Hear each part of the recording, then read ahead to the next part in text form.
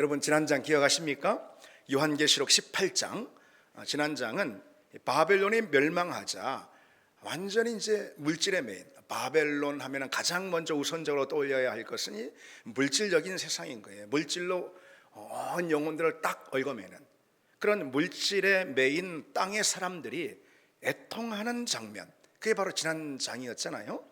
음녀 바벨론에 미혹이 돼가지고선 이 땅을 전부로 여기고 돈과 재물과 부로 하나님의 자리를 대신하며 사는 그런 모든 사람들, 이 모든 사람들이 바벨론이 무너지자 어떻게 합니까? 다 애곡하고 그리고 통곡하는 그런 장면을 이제 지난 장에 묘사하고 있었죠. 그런데 오늘 19장에는요 바벨론의 멸망, 같은 바벨론의 멸망인 거예요.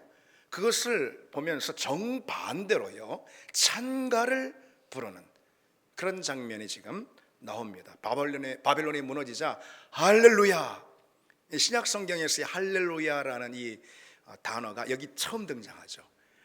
신약 성경에 4번 나오는데 요한계시록에 딱 4번 나오거든요. 어쨌든 여기 이제 처음 할렐루야, 하나님께 영광을 올리라, 이런 뜻이죠. 이렇게 찬양을 부르고 있어요. 이들이 누굴까요? 바벨론이 무너지자 막 기뻐하며 찬가를 부릅니다. 할렐루야. 이들이 누구일까요? 1절로 2절을 한번 여러분 보시면, 이 일 후에 내가 들으니 하늘에 허다한 무리에 큰 음성 같은 것이 있어 이르되 할렐루야, 구원과 영광과 능력이 우리 하나님께 있도다. 그의 심판은 참되고 이로운지라 음행으로 땅을 더럽게 한 큰 음녀를 심판하사 자기 종들의 피를 그 음녀의 손에 갚으셨도다. 하늘의 허다한 무리들이 마침내 바벨론이 무너지자 기뻐하며 찬양을 하는데, 이 하늘의 허다한 무리는 곧 성도들을 말하는 거예요. 성도들. 이 사실이 참 중요한 거죠, 여러분.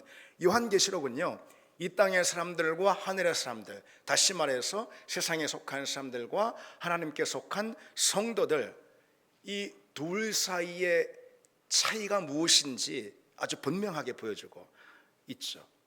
이 둘 사이에 가장 분명한 차이가 뭐냐? 그건 바벨론에 대한 마음인 거예요. 바벨론에 대한 태도, 이거예요. 세상 사람들은 하나님이 없는 이 물질의 세상에 취해 삽니다. 이 땅에 기업이 있고, 이 땅에 내 몫이 있고, 여기가 전부다. 그러니 세상이 무너질 때 당연히 비통해하며 애곡하는 거죠. 그러나 성도들은 어때요? 하늘에 기업이 있고 우리의 몫은 하늘에 있다, 이거죠. 그리고 나의 시민권은 하늘에 있다. 그러니 심판을 받는 세상으로 인해서 오히려 기뻐하는 것을 볼 수가 있습니다. 18장과 19장은 바벨론이 무너지는 이 똑같은 그런 현상을 보고 이 둘 사이의 큰 차이를, 그에 대한 반응의 차이를 이렇게 보여주고 있는 것이죠. 이 세상 사람들은 자신의 모든 꿈과 비전, 그리고 모든 열망과 성취, 소유와 성공, 그것을 바벨론에 두고 있는, 이 땅에 두고 있는 사람들이죠. 따라서 그들의 존재와 삶은요 바벨론과 운명을 같이 해요. 세상과 운명을 같이 한다, 이런 뜻이에요. 그러기에 바벨론이 무너지자 다들 애곡하는 거죠. 그건 자신의 멸망을 의미하기 때문에 그런 거예요. 세상을 여러분 보십시오. 세상은 모든 것을 다 이 땅에 다 두고 있지 않습니까? 땅의 것들, 거기에 모든 자기 운명을, 자기 존재를 거는 거예요. 그게 이제 세상 사람들이죠. 뭐 돈이든 뭐 소유든 뭐 학벌이든 지위든 뭐 세상의 낙이든 아니면은 뭐 자존심이든 그 무엇이든 말이죠. 그게 다 어디에 있습니까? 그것이 위치하는 자리가 어디예요? 다 세상입니다. 물질에 이제 모든 시선을 두고 있다, 이렇게 한마디로 말할 수가 있겠죠. 그러니 뭐 쉽게 표현해서 우리가 세상에서 뭐 경제가 좀 어렵다, 경기 침체 그러면 그냥 온 몸이 오그라들고 숨이 넘어갈 정도인 거죠. 부동산이니 뭐 주식이니, 우리가 뭐 피부로 와닿게 말하자면은 그런 뭐 환율이니 뭐니, 이에 대한 그 뉴스에 온통 모든 신경과 관심을 다 쏟습니다. 그것이 무너지면은 뭐예요? 나도 무너지는 거예요. 그게 세상 아닙니까? 그러나 성도는 다르다라는 거죠. 성도의 소망과 열정, 성도의 소유와 성취, 우리의 소유와 성취 어디에 있습니까? 이 땅에 있지 않다라는 것이죠. 하늘에 있다. 따라서 성도의 생각과 삶은 이 땅이 어떠한 거에 따라서 요동치고 흔들리지 않는다라는 거죠. 그러기에 바벨론, 다시 말해서 이 세상의 멸망을 이 성도들은 오히려 기뻐합니다. 왜? 바벨론의 멸망은 곧 그리스도의 재림을, 그 재림의 때가 가까이 왔음을, 다 왔음을 의미하기 때문에 그런 거죠. 그게 바로 이 성도가 가져야 할 신앙이죠. 그걸 가리켜서 이 종말 신앙이다, 그럽니다. 이 종말 신앙, 종말에 대한 강렬한 염원과 기대와 대망, 그리스도의 다시 오심에 대한 대망이죠. 이 강렬한 종말 신앙, 이것이 없는 신앙은요, 결코 온전한 바른 신앙으로 자랄 수가 없습니다. 온전한 신앙이 될 수가 없습니다. 그래서 우리 그리스도인에게 제일 중요한 신앙의 내용은 이 종말 신앙인 것입니다. 주님의 다시 오심을 바라보는. 그래서 우리의 시선의 끝이 항상, 그 시선의 초점이 항상 종말에 이렇게 놓여 있는 거, 그게 우리 성도의 신앙인 것이죠. 세상 사람들의 자의식, 우리 그리스도인들의 자의식, 이 확연히 다른 거예요. 세상 사람들은 자신의 존재를 세상에서 얻은 많은 것들, 또 세상에서 얻고 싶어 하는 많은 것들, 거기에 자기 존재를 둡니다. 그러나 우리는 오직 우리를 향하신 하나님의 사랑, 또 하나님의 은혜, 또 우리를 향해서 약속하신 하나님의 그 약속, 거기에 우리의 모든 삶을 두고 우리의 존재를 거기에 둡니다. 다른 것이 다 무너져도 하나님이 우리에게 주신 약속이 우리에게 여전히 남아 있다면, 물론이죠. 그러면은 우리는 결코 이 땅에서 잃은 것이 하나도 없는 것이죠. 우리가 누가 봐도 다 잃은 것 같다 하더라도 우리를 향하신 하나님의 사랑이 여전히 있고, 물론이죠. 그리고 우리를 향하신 하나님의 약속과 우리를 향하신 하나님의 계획, 그것이 여전히 우리 앞에 놓여 있다면 우리는 이런 것이 아무것도 없습니다. 여러분, 이 말은 여러분들 다 아시는 내용이고, 이 말에 대해서 여러분들은 다 긍정하실 것입니다. 옳다고 하실 것입니다. 그러나 실제로 우리의 삶의 내용이 정말 그런가? 그렇습니까, 여러분? 그렇습니까? 그게 바로 종말 신앙이라는 거예요. 강렬한 종말 신앙을 갖고 있는 사람이라면 바로 그와 같은 신앙을 갖는 그런 믿음을 갖게 되는 것이죠. 우리가 여기서 비록 많은 것을 잃고 또 우리가 원하는 것을 얻지 못한다 하더라도 내가 그러했으면 좋겠다라는 그런 삶의 모습들, 삶의 내용들을 우리가 갖지 못한다 하더라도 하나님의 사랑이 내게 있고 하나님이 나를 향하신 계획과 약속이 내게 여전히 있다면은, 그러면은 나는 이런 것이 아무것도 없는 것이죠. 여러분, 과연 그런 우리가 다 되기를 바랍니다. 그런 믿음이 우리에게 있기를 바랍니다. 오늘 본문은 1절로 5절에 1절로 5절 그리고 6절로 10절 이렇게 구분해 볼 수가 있는데, 1절로 5절 지금 방금 나눈 것처럼요, 바벨론의 멸망에 대한 성도들의 태도, 어떤 태도의 찬가예요. 할렐루야, 막 기뻐함의 찬가를 부르잖아요. 그런 찬가가 나와요. 그리고 이어서 6절로 10절에 이는 어린 양 혼인 잔치에 대한 기록입니다. 그게 요한계시록 하면은 딱 떠오르는 어린 양 혼인 잔치, 바로 이 대목인 것이죠. 하나님을 대적하고 복음을 미워하는 세상인 이 바벨론, 그것이 무너지자 할렐루야 다 찬양을 합니다. 그 가운데서 그 바벨론 한복판, 이 바벨론 한복판에서는 바벨론이 무너지기 전에는요, 세상 바벨론이 무너질 거야, 바벨론은 영원할 거야, 이런 것이 이제 바벨론의 가치이거든요. 바벨론의 가치를 가지고 다 세상 사람들이 살아가요.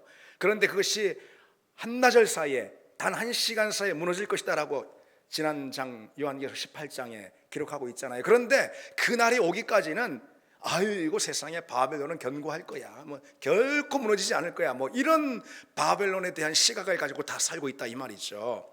그런 가운데 우리 그리스도인들은, 하나님의 자녀인 성도들은 신실하게 그런 바벨론의 세력과 바벨론의 가치에 저항하면서 신실하게 하나님이 주신 약속을 붙들고, 우리는 천국의 시민권자들이다, 우리의 몫은 이 땅이 아니라 하나님 나라에 있다 라는 이런 믿음을 가지고 어린 양 예수 그리스도의 정결한 신부가 되어서 이 땅, 이 바벨론의 한복판을 살아가는 그 사람들 있잖아요.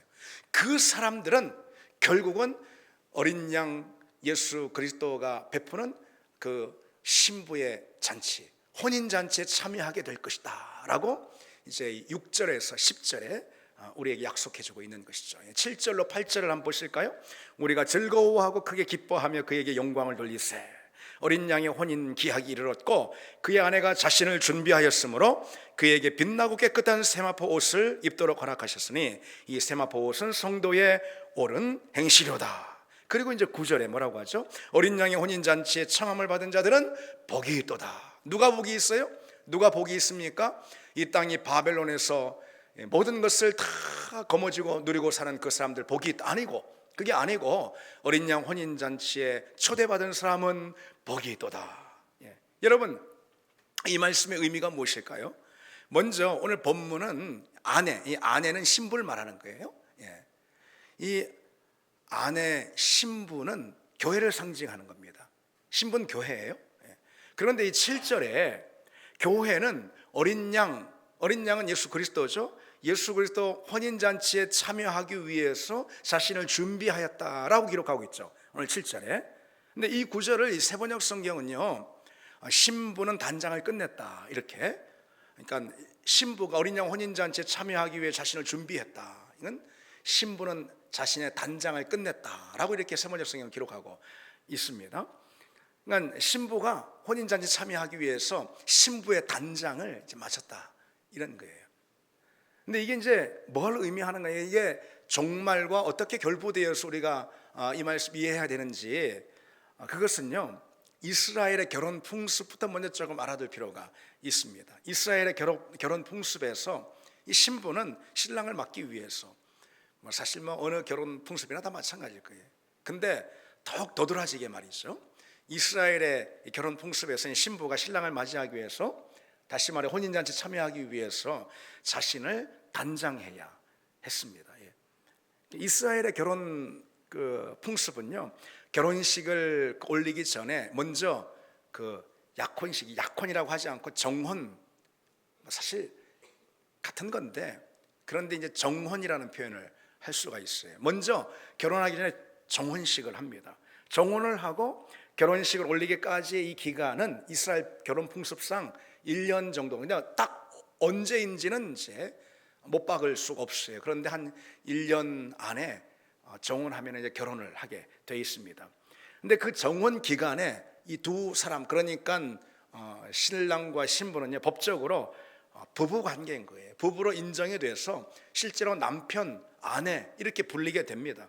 1년 정도 후에 결혼식이 이제 결혼식을 올리게 되는데, 그 결혼식을 위해서 신랑이 정혼한 신부의 집에 찾아옵니다.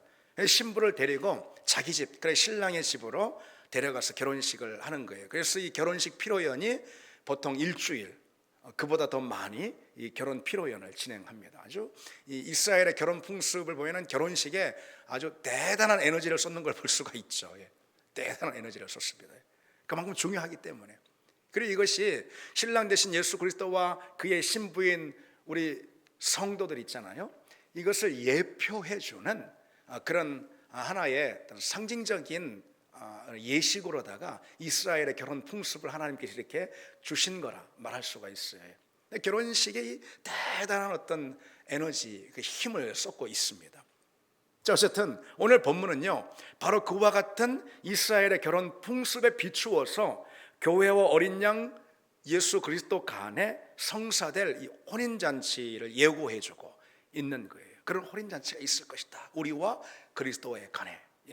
그래서 여러분 한번 생각해 보십시오. 그렇다면 교회는 그리스도와 지금 결혼 관계 가운데 있습니까? 아닙니다. 정혼 관계에 있는 거예요. 정혼 관계에. 지금은 이 정혼이라는, 여러분 정혼은 그런데요, 우리식의 약혼과는 요즘은 약혼식도 별로 안 하지만은 큰 차이가 있습니다. 이 정혼은 아까도 말씀드렸던 대로 언약 관계 안에서 법적으로는 이미 남편과 아내의 그런 연합 관계입니다. 그래서 7절에, 오늘 7절 보시면 아내라고 이렇게 기록하고 있잖아요. 지금 현재는 언제예요? 그러니까 예수 그리스도께서 초림하시고 그리고 재림하시기 전, 그 초림과 재림 사이의 기간, 지금 현재는 바로 종말이라고 합니다. 예수 그리스도의 초림과 재림 그 사이 종말이죠. 이 종말의 기간에는 성도와 그리스도와의 관계가 무엇과 같다라는 거예요? 이스라엘 풍습상 신랑과 신부 사이의 정혼한 정혼 기간이라는 거예요. 말씀드렸듯이 정혼이라는 것은 법적으로는 완전히 부부입니다. 그래서 남편과 아내로 불리는 거예요. 그래서 혹시 파혼을 하려고 하면은요, 결혼한 사람이 파혼한 것과 똑같은 절차를 밟아야 했습니다. 그래서 이혼 서류를 갖춰가지고 공적인 이혼 절차를 밟아야만 했어요. 이것이 정혼 관계였던 거예요. 이 종말의 기간에 성도인 우리와 예수 그리스도의 관계가 바로 그와 같다, 그런 정혼 관계와 같다라는 거예요.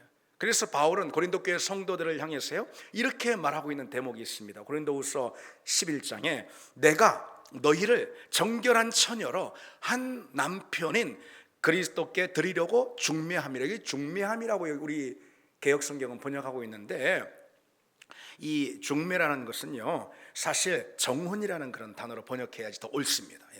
그러니까 남편인 그리스도께 정혼시켰다, 이렇게. 그러니까 바울이 고린도 교회 성도들 다 자기가 전도하고 말씀으로 가르치고 복음으로 세운 그런 사람들이잖아요, 고린도 교회 성도들이. 그러니까 바울이 고린도 교회 성도들을 향해서 내가 너희를 그리스도께 뭐라고요? 정혼시켰다, 이렇게 말하고 있는 거예요. 그러니까 이 종말의 기간, 그리스도께서 다시 오실 그 재림 전까지의 그 기간에 우리와 그리스도와의 관계는 어떤 관계예요? 정혼 관계라나 이런 뜻이에요. 이미 그리스도를 남편으로 받아들인 그런 관계, 그게 성도의 정체성입니다. 이스라엘의 결혼 절차가 그러하듯이요, 종말의 기간인 지금은 신랑과 신부가 서로 준비해야 하는 그런 기간. 여러분, 이스라엘의 결혼 절차 가운데 정혼 기간이 있고 한 1년여 정도, 그 다음에 언젠지는 몰라요. 때가 되면은 신랑이 찾아옵니다. 알리지 않고 예고 없이 신부의 집에 찾아오는 거예요. 마치 들이닥치듯이 찾아와요. 그때까지 신부는 단장하고 있어야 돼요. 단장하고 있어야 돼요. 또 신랑은 뭐해요? 신랑은 결혼 준비, 혼인잔치를 준비해야 되는 거죠. 그렇죠? 예고 없이 찾아와서 신부를 자기 집으로 데려가 가지고 거기서 혼인잔치를 해서 결혼식 피로연을 일주일 넘게 한다, 아까 막 그렇게 말씀드리지 않았습니까? 지금 이 종말의 기간이 바로 그런 정혼 기간인 거예요. 준비하는 기간이에요. 그러면 여러분, 신랑인 우리 주 예수 그리스도는 이 정혼 기간 가운데 무엇을 준비하실까요? 요한복음 14장에 주님께서 이렇게 말씀해 하시는 대목이 있습니다. 내 아버지 집에 거할 곳이 많도다. 그렇지 않으면 너희에게 일렀으리라. 내가 너희를 위하여 거처를 예비하러 가노니 가서 너희를 위하여 거처를 예비하면 내가 다시 와서 너희를 내게로 영접하여 나 있는 곳에 너희도 있게 하리라. 바로 이 말씀인 거예요. 마치 신랑이 신부를 위해서 집을 준비해. 그것처럼 신랑 되신 우리 주 예수 그리스도께서 아까 요한복음 14장 말씀처럼 너희를 위하여 하늘에 거처를 준비하리라. 신부를 마주하기 위한, 우리를 마주하기 위한 그런 예수 그리스도의 준비, 하늘에 거처를 마련하시는 것이죠. 우리를 위해 천국을 준비하신다, 이런 뜻입니다. 그게 주님께는 이 정혼 기간, 곧 종말의 기간에 주님이 하실 일이라는 것이죠. 물론 우리 주님은 그 일을 하시고 계실 겁니다. 그리고 때가 되면은 혼인잔치를 위해서 우리를 데리러 오실 거예요. 그게 바로 재림인 거예요. 재림. 그럼 여러분, 그 종말의 기간, 재림이 올 그때까지 신부인 우리는 뭘 준비해야 하겠습니까? 정혼한 이스라엘의 신부들이 그러하듯이 우리 역시 신랑 되신 예수 그리스도의 혼인잔치를 준비하기 위해서 신부로서 우리를 단장하는 것이죠. 그래서 오늘 본문에 보면은요, 어떤 단장이에요? 오늘 본문에 혼인 기약이 이르렀고 그의 아내가 자신을 준비하였으므로 그에게 빛나고 깨끗한 세마포 옷을 입도록 허락하셨으니 이 세마포 옷은 성도들의 옳은 행실이로다 라고 그랬어요. 신부인 성도는 신랑 예수 그리스도를 기다리며 세마포 옷으로 단장을 해야 한다고 그랬어요. 그건 옳은 행실이라 또 그랬습니다. 근데 그것은 또 중요한 건 뭐냐면요, 세마포 옷을 입도록 허락하셨다. 그 세마포 옷, 곧 옳은 행실, 주님 보실 때 의로운 것, 하나님 보실 때 옳은 걸 말하는 거죠. 예? 그것도 누가 주신다라는 거예요? 예, 주님이 다 입혀주신다, 입도록 허락하신다, 이런 말씀이죠. 어쨌든 믿음 안에서 우리 신부에 있는 성도들은 거룩하고 주님 보실 때 흠이 없고 정결한 그런 주님의 신부로서 우리 자신을 단장하고 준비하는 것이죠. 그게 종말의 기간, 이 정원 기간 가운데 일어나는 그런 일이라는 것입니다. 그러니까 여러분 얼마나 참 이 성경이 멋집니까? 이런 것을 보시면 그렇죠. 성경이 참 기가 막히게 참 우리에게 참 멋집니다. 성경의 이 말씀이 하나 너무나도 왁구가 너무나도 딱 맞습니다. 이런 걸 보면 예. 여러분 정혼하면은 결혼합니까 안 합니까? 합니다. 결혼합니다. 결혼을 전제하지 않은 정혼 이런 거 없습니다. 우리식으로 하자면 약혼 이런 건 없는 거예요. 예. 결혼식이 반드시 있습니다. 혼인잔치가 반드시 있습니다.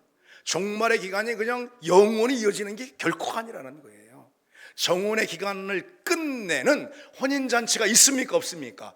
있습니다. 그때가 언제인지 잘 몰라요. 그거는 사실 신랑도 모르고 신랑의 아버지가 정하는 거거든요. 이스라엘의 결혼 풍습에 보자면은. 그래서 우리 주님께서 주님이 오실 그 날을 아들인 나도 모른다라고 사실 말씀하신 이유가 거기 있는 것이죠. 실은 아시겠죠. 그러나 그렇게 말씀하시는 거예요. 왜? 주님이 다시 여기 오실 그 재림의 날은 아버지 하나님께서 정하시는 것이니까. 그 날이 어떤 날이에요? 혼인잔치가 일어나는 그 날이죠. 지금 우리에게는 어떤 기간이 주어진 것입니까? 정혼의 기간인 거예요.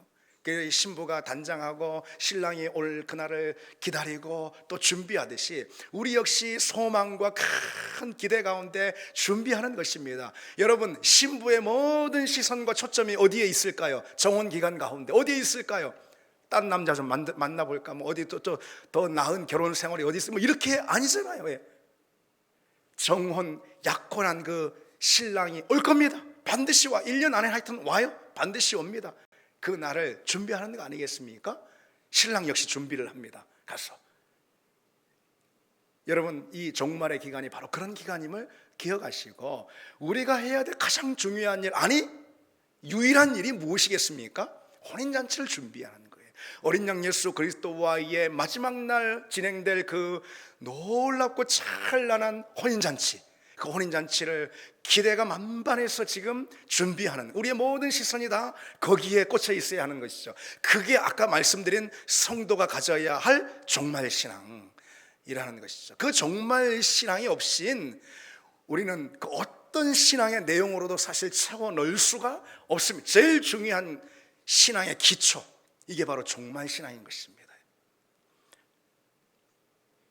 그처럼 여러분 오늘 본문은 지금 19장 본문은요 바벨론의 멸망에 대한 성도의 찬가. 여러분 혼인잔치가 언제 있겠습니까? 혼인잔치가 언제 있겠어요? 일단 바벨론이 멸망해야지. 그렇잖아요. 예. 바벨론이 끝나야지, 그래야지 혼인잔치가 있는 거 아니겠습니까? 예. 같이 진행이 되는 거예요. 그것은.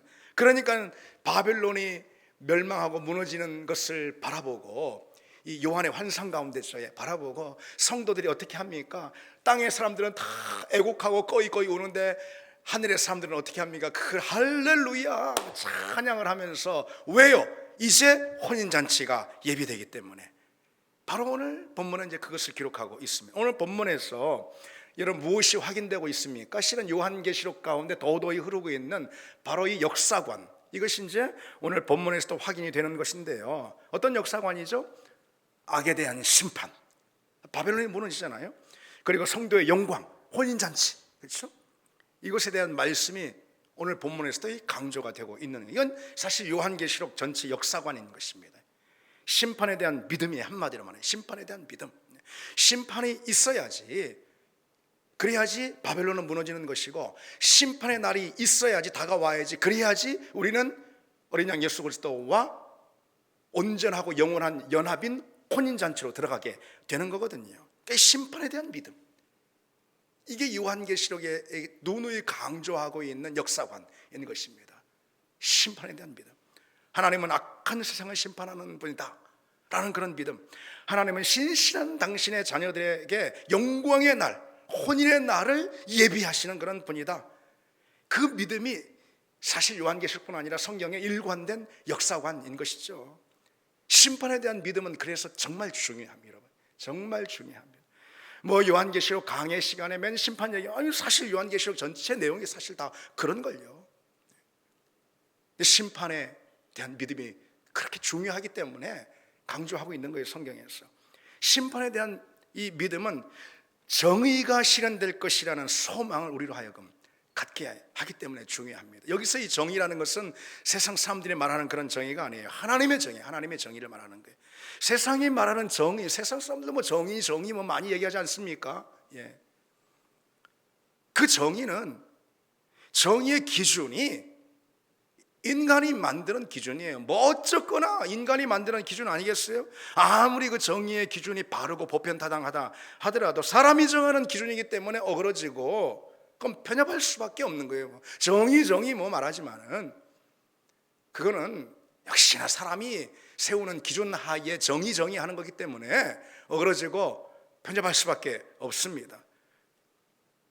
그래서 정의로운 법, 공정한 질서, 그런 거 내세우면서 힘을 행사할 때 다른 사람들은 더더욱 정의에 목말라 하는 법 아니겠습니까? 그러나 하나님의 정의는 다르다라는 거예요. 완전하고 절대적인 정의, 완전하고 절대적인 정의, 하나님의 정의가 그렇습니다. 그리고 중요한 사실, 바로 그 정의는 심판으로 마침내 온전하게 실현된다. 하나님의 정의는 심판을 통해서 온전하게 실현되고 구현된다. 이것이 참 중요합니다. 그러니 여러분, 우리는 심판을 믿어야 하는 거예요. 심판을 바라야 하는 것입니다. 여러분 생각해 보십시오. 정당하고 바른 심판이 없는 세상 그처럼 악한 것도 없습니다. 심판이 없는 세상 상상해 보십시오. 대낮에 그냥 거하게 그냥 만취를 해가지고서 음주운전자가 대낮에 아이를 치어 죽이고 전혀 뭐 반성도 전혀 사과도 용서도 구하지 않는다. 그런데 그저 벌금 몇 푼으로 그냥 다시 운전대를 잡고 거리를 활보하고 있다. 만약에 그렇다면 여러분 어떻겠습니까? 스토킹 범죄자가 사람을 죽였는데 그냥 심신미약이다 하면서 무죄 판결을 받고 여전히 거리를 활보한다면 여러분 어떻겠습니까? 수백억 원대 금융사기를 벌인 금융사기범이 말이죠. 수천 가정들을 다 파탄에 이르게 만들었음에도 불구하고 관련 법규가 없다 라는 것으로 그냥 풀려나가지고서 그냥 제멋대로 산다라면 여러분 어떻겠습니까? 분노가 치밀어 살 수 있겠습니까? 아, 나 그런 세상에 살 수 없어. 아마 다 공감하실 것입니다. 정의가 실현되지 않는 그런 세상, 그건 악하고 끔찍한 세상입니다. 10여 년 전에 이런 사건이 있었어요. 그 노르웨이에서요, 세상을 경악하게 했던 그런 테러 사건인데, 극우 인종주의자인 아르네르 브레이비크라는 그런 청년이요, 노르웨이 오슬로 정부청사 앞에서 폭탄 테러를 행한 다음에, 그리고는 곧장 가까운 섬으로 향하는데 그 섬에 침입, 그 섬 어떤 섬이냐면은 그곳에서 마침 그 여름 캠프가 열리고, 그걸 다 알고 침입한 거예요. 여름 캠프가 열리고 있었어요. 거기 참석자들을 향해서 언덕에 딱 올라가서 저격총으로다가 탁탁 전부 다 이 저격을 하듯이 정확하게 총을 맞춰가지고 무려 77명이나 죽였습니다. 77명. 근데 그 캠프에 참석하는 사람들이 다 10대 청소년들이었어요. 체포된 그는요, 이민자들에 대한 경멸을 드러내면서 전혀 반성의 기미를 보이지 않아요. 왜 뭐 이 사실 유럽 사회에 이민자에 대한 그런 이슈들이 많이 있긴 하죠. 어쨌든 그래서 이는 그 사람은, 이 범죄자는 노르웨이 법정 최고형인 징역 21년, 법정 최고형이 징역 21년이에요. 사람을 77명이나 죽였는데, 세상에. 그런데 그 이후로요, 그가 교도소를 상대로 행한 일들을 보면 참 기가 찹니다. 이 제소자인 자기 자신에게 그 인권을 침해한다 뭐 그러면서 제소자에 대한 처우가 부당하다 뭐 그러면서 손해배상 청구 소송을 냈는데 세상 법원에서 그 손해배상 청구 소송을 받아들였습니다. 거기에 더 기가 찬 것은 그가 갇혀서 혼자 사용하는 그 감방에는 방이 무려 3개, 방이 3개짜리 감방에, 거기다 책상이니 뭐 런닝머신에다가 TV에다가 플레이스테이션 게임기에다가 그러다 갖추고 있습니다. 수감 후에 난 대학 강의를 좀 들어야 되겠습니다 이렇게 요청해가지고 오슬로 대학의 정치학 과정에 그런 강의를 수강하는가 하면은 게임기가 낡았다, 낡은 게임기를 바꿔달라 뭐 그리고 식단이 맛이 없다, 식단을 바꿔달라, 그런 거 끊임없이 뭐 온갖 불망사한들을 접수를 계속 시키면서 그 교도소를 상대로 소송을 내는데요, 이 노르웨이 법정에서 이 사람의 소송을 받아들여 승소를 한 것입니다. 그래서 교도소 측에 벌금 5천만 원을 때린 거예요.